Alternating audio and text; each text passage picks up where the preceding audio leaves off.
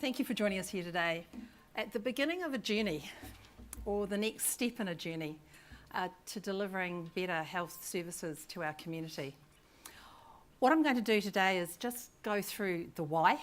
So why are we doing this? And then focus a little bit on the how. So what the first step in this journey is. Really pleased to see a broad range of people in the room from a range of health backgrounds. It's exciting, this opportunity, and it's exciting what's happening in the world today about how health services are changing. Starting with the why. And I think what we need to talk about is, what do people want? So over the last few years, beginning with the consultation on the New Zealand Health Strategy, and then moving on to the consultation we had on the Pharmacy Action Plan, we asked people what they wanted. It was interesting how consistent, and even more recently with our expert advisory group, how consistent the answers were. How much people wanted a pharmacist that helps them understand the medicine. How they wanted to know who the pharmacist was. That came up quite often with our consumers as they walked into a pharmacy and they didn't know who the pharmacist was. How they wanted advice on keeping well, and how they wanted a choice of how services were being delivered. And that's a pretty consistent theme. And it's a theme that we've all become familiar with, about how the future is going to be different, about how we're looking at things such as new technology, 3D printed medicines, customised medicines. I just saw on TV last night when I got home the idea of using a virus to kill cancer cells for head and neck cancer. That's been outrageously successful. So the world is actually changing very rapidly on us. There's also the changing economic demand. There's increasing system demand. We have an ageing population and an ageing workforce.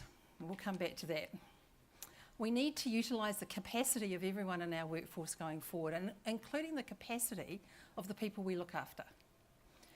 Also collective impact. A big drive in the system today is how together we can deliver a better outcome for our people. So we have a lot of cross-agency work that's happening across the government. It's the idea of having a variety of organisations working together to deliver a seamless outcome for populations, particularly vulnerable populations.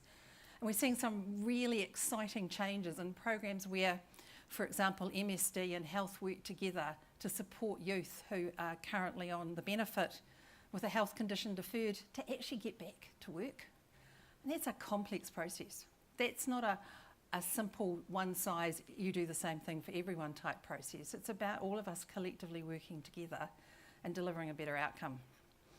And there is increasing expectation from our population. They know that what's possible and they want to be part of that. And also that focus on convenience.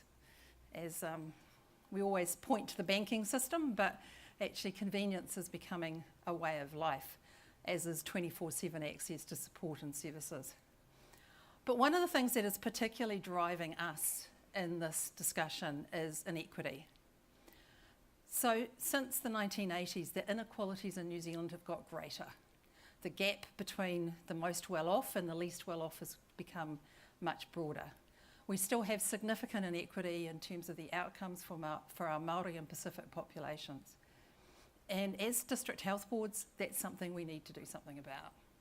So one of our key drives is, how do we narrow that gap? How do we reduce inequity? How do we create better outcomes for our most vulnerable populations?